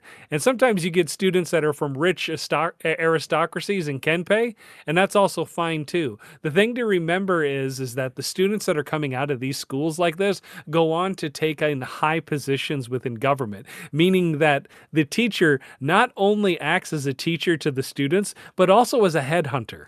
Yes. Furthermore, and this will bring it back to the earlier parallel to the Gospels, if they were headhunted through their teacher in this way, they also tithed to the school upon their death. So not only that, is that the aristocracy that needs the, if you want to say, learned individuals to work in the government or whatever system that they're running, they're going to give extra money to the school to get the best students. So the thing is the amount of donations that go to the school and how much the amount of donations that school has received over time can determine how good of a student you get from the headhunting experience. And I will point out a second name since we brought this up, and that's Ran Yung, which is one of these rich students that we're talking about. Ran Yung's father, to put this into perspective, rivaled the king of his kingdom in wealth at the time, in raw gold wealth. This was not uncommon because in Asia, your power was not determined by your wealth, at least not at this time period. That came later. Your power was very much your cult of personality. How many people would follow you into war. That was your power. Yep. You could be the poorest motherfucker in the fucking planet and have the biggest goddamn army and be the most powerful king. That's what mattered to power in this time period, and that is what mattered culturally as far as how they perceived power in this region at this time period. And that, what was it? And that is where the yang, the valor comes in here. Is that yang meaning valor to the Chinese in this time period? That was the term that valor meant more like charisma in the sense. Yeah. That more in the sense of somebody being able to have prowess on the battlefield. Which, I mean, So it could be the same thing, but it was separated into distinct things. It was one of those things. Right. There was overlap, but they were still distinct. Right. They weren't mutually exclusive, but they were exclusive in different areas.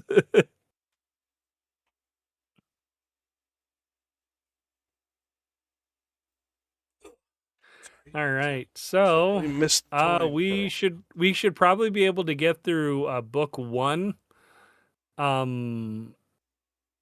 Okay, I think. I don't think it's too long, but hold on, let me scroll ahead.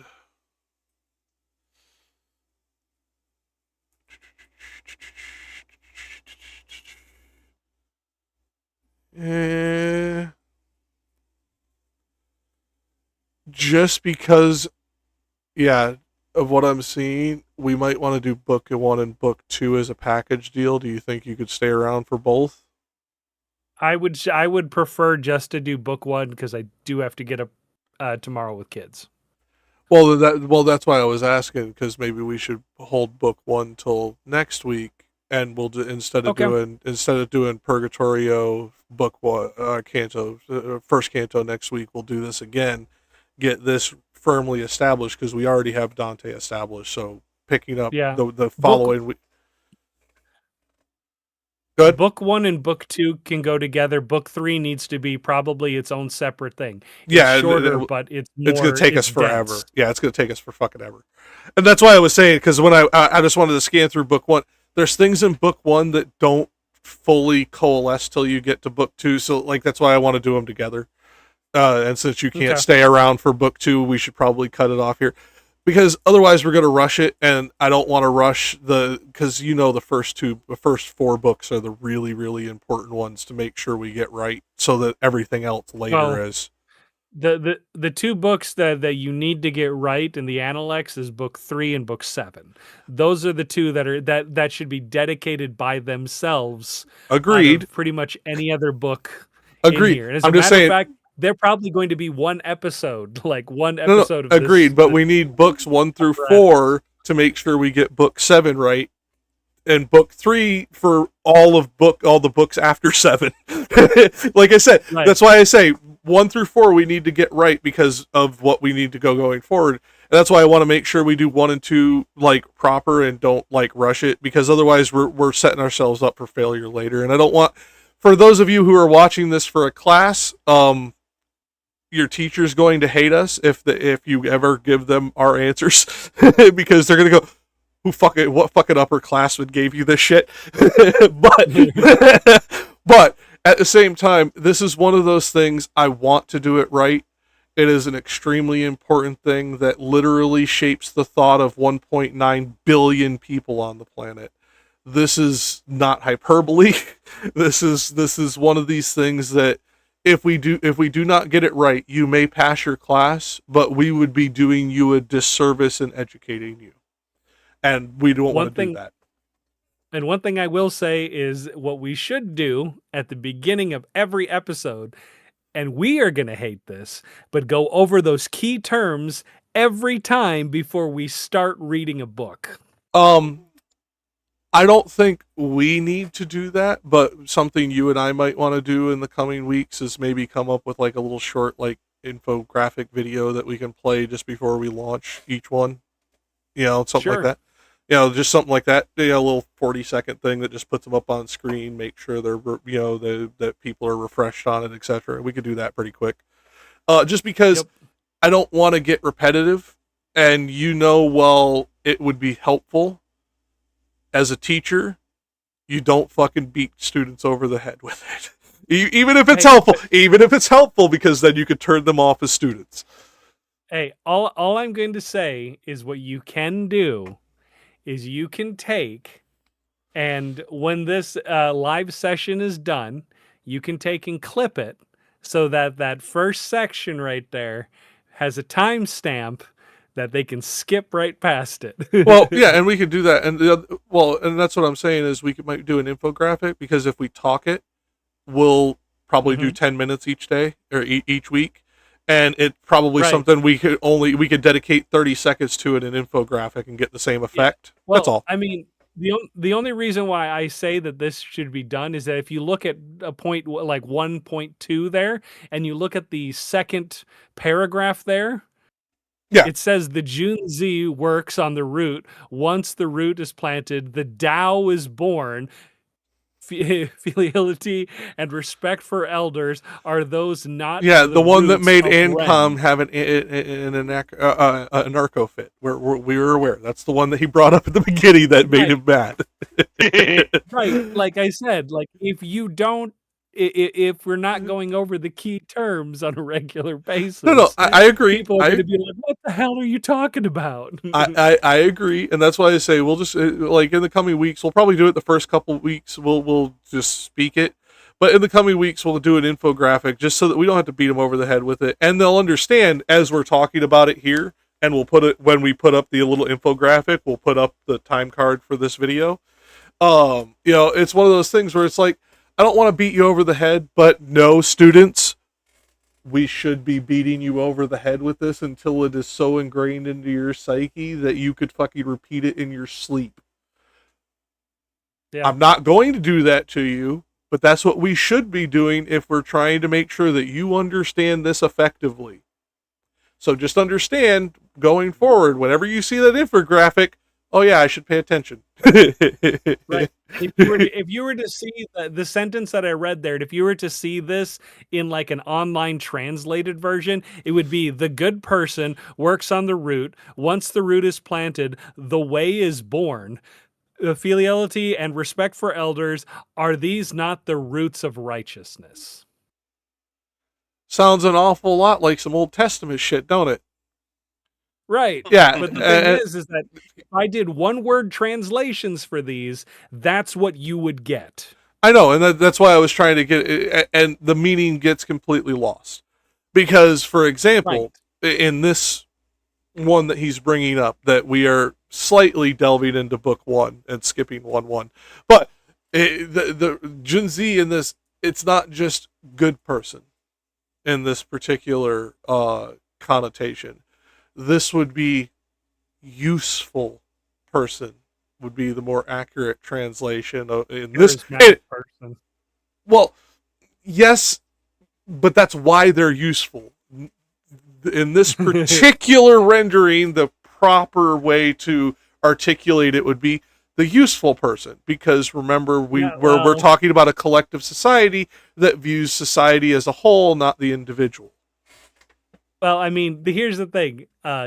Confucius talks about certain individuals later on in other books about them being useful, but basically as a way to getting what he needs. Yes, I know, which is anything else. Which is why I articulate that in this one it is articulated and it is most properly rendered as, in this instance of 1-2, as useful person, because that is what this is discussing, is that useful person that you get something from. Doesn't necessarily mean they're good, just means they're useful.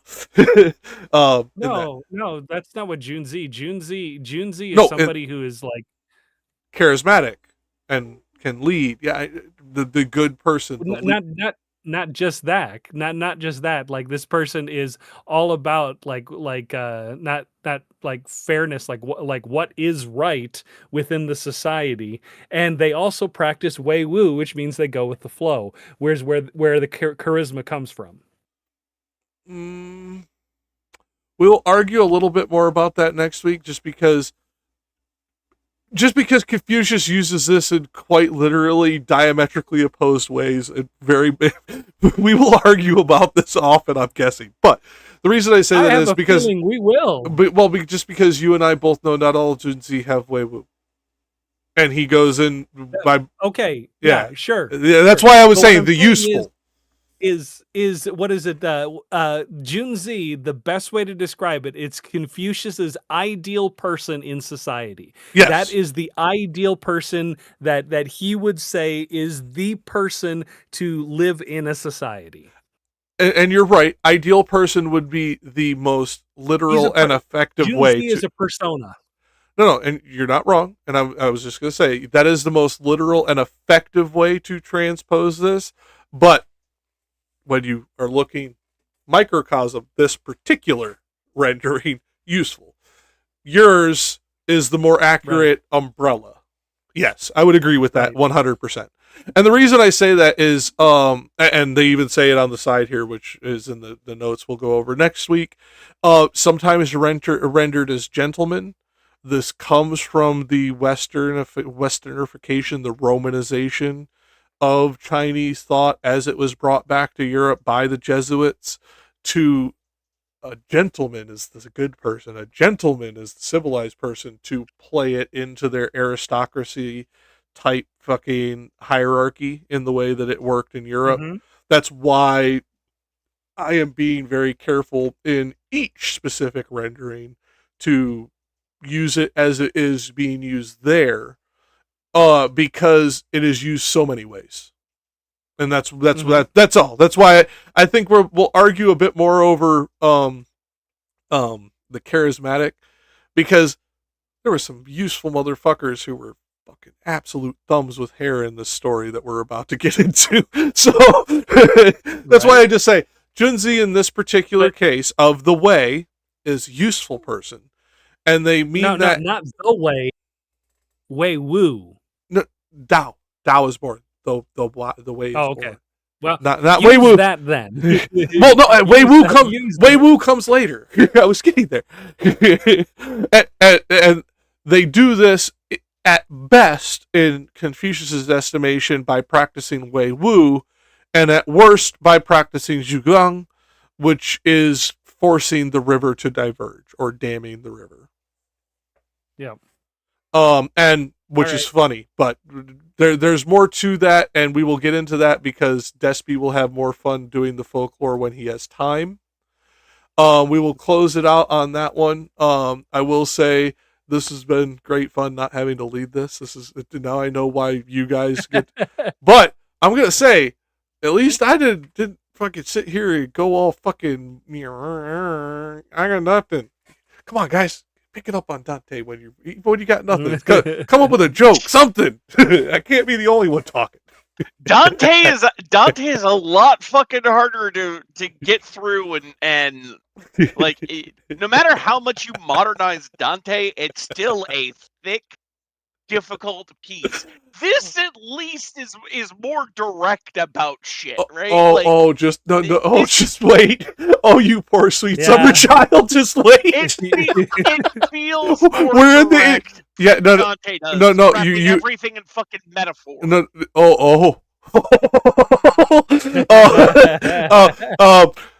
that was because that was the introduction by this translator. We haven't got into Confucius yet. I was reading. No, I was reading I know. a bit of book one. I'm like, most of the shit there makes perfect sense to me. And it will, when you read it at face value. And then when we add some of the context that you don't know, you're gonna go, wait, what?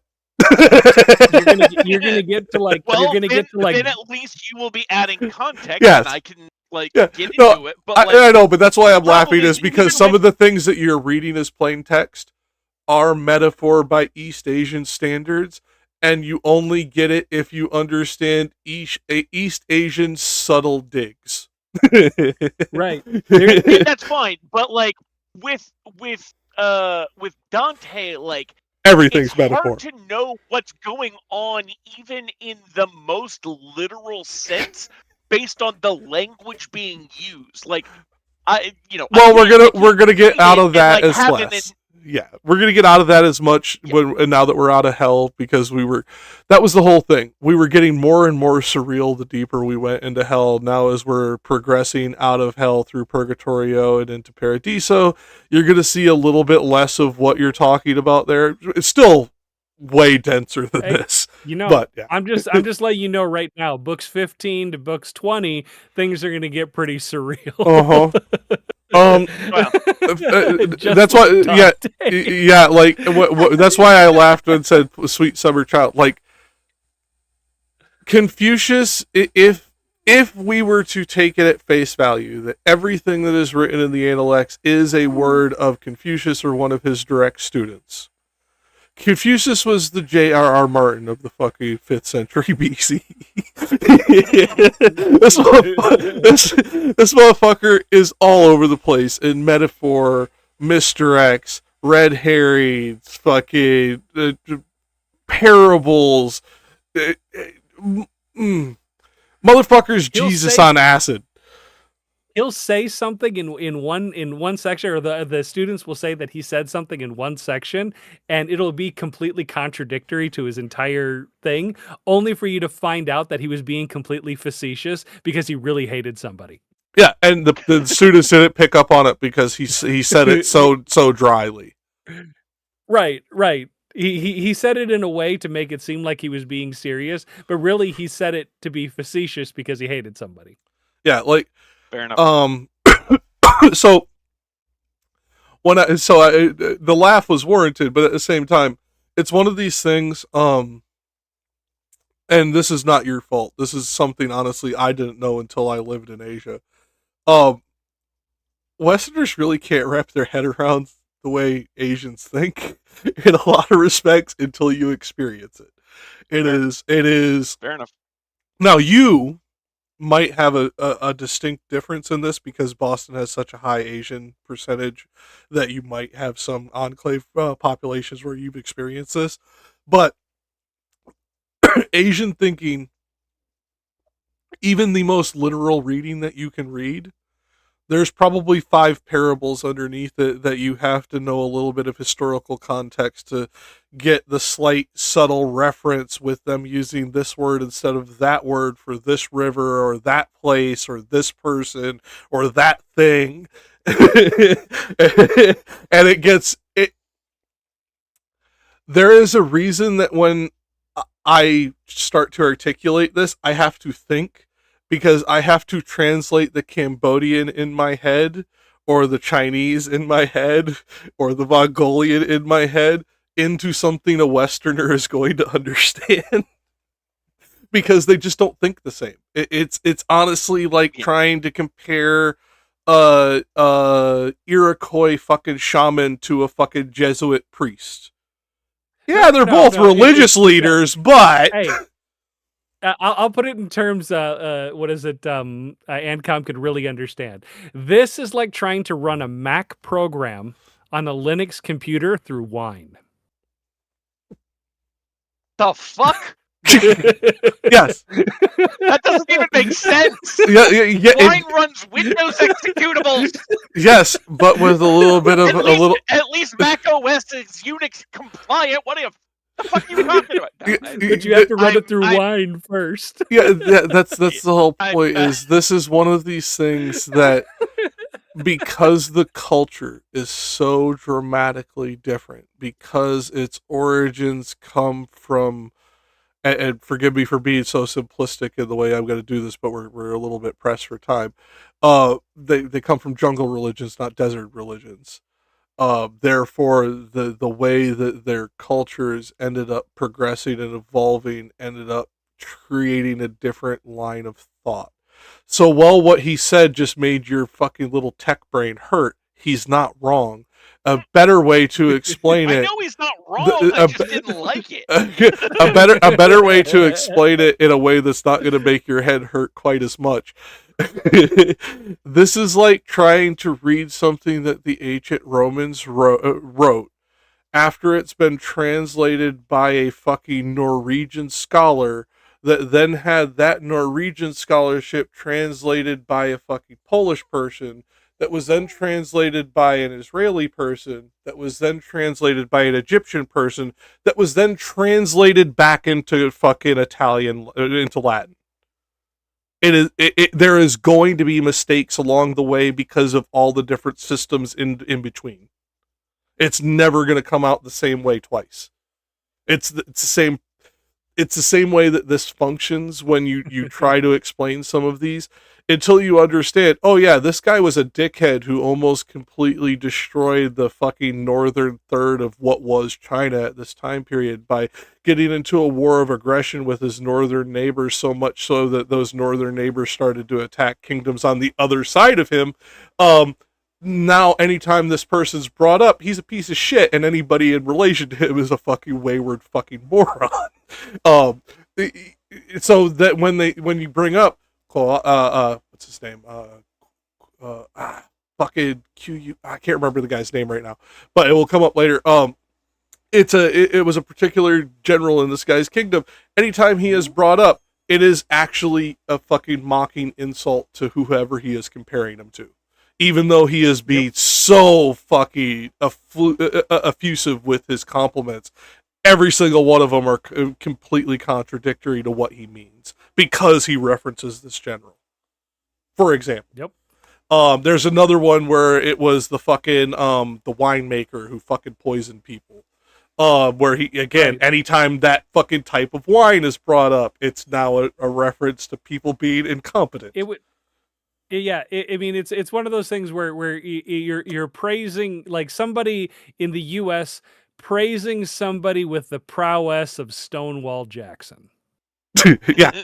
And it's hard to understand without 2,500 years of history of naval battles, land battles, political fucking intrigue, sexual conquests, blah, blah, blah, blah. Like, there's so much that even I don't know. And I've been studying this shit since I was little, just because and this wasn't because I'm like, oh, I'm some kind of scholar and I've been doing it. No, I was just interested in China and it was cool. And so, like, I know a lot of this through like happenstance because I was like, oh, these are really pretty stories when I was little. And now as I get older and I read other stuff, I'm like, man, childhood sucked. Because all the stories that you thought were the best ones were actually the stories where they were insulting somebody by comparing him to this great heroic figure who was really a cowardly piece of shit. Alrighty, But, so yeah. let's go ahead and I was gonna let you close it out, but yeah, I was gonna let you. And I will just say we will pick up this again next week, not 2 weeks from now, before you close out, just so that anybody who's watching will know, because we do want to make sure we get this right getting started. Yep. Alrighty. So, and with that said, I am Desperado Sensei. I am Jack, letting my pup around. Delay got us. Yep. I'm Jack. All right, folks. Have a good one. And as I said with the PFP at the bottom, our dearly departed friend Rich, I hope, is with us. If there is an afterlife, looking down and laughing at how ineptly we did this. Yeah, that being said, until next week, we will catch you again. And I do hope you join us, although I will say this is probably going to draw even less attention than Dante. For those of you who are here, thank you for being here, and maybe share a like. I guarantee you're going to be the only fucking one who does. And until next week, have a great day. All right. Well, I'm going to go take care of some things a little earlier than I was expecting to get out, so I will talk to you both later. Alright, catch you later.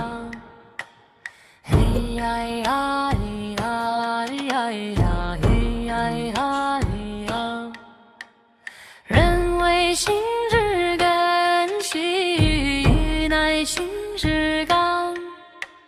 雄自修其身，是以安百姓养。小体力其精细，中枢扩其量。其所不欲者，是无事于他人。水而思之兮，不亦明乎？思而学之兮，免于殆矣。有朋之远兮，冷漠大洋。人不知无用兮，君子之福。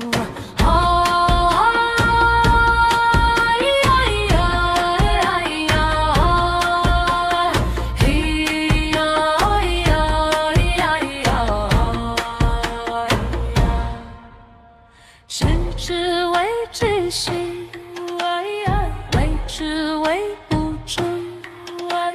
食之有也兮，圣人之教。为政于烈兮，必争有其所。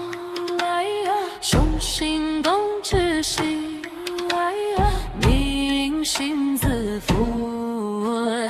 立言谢之兮。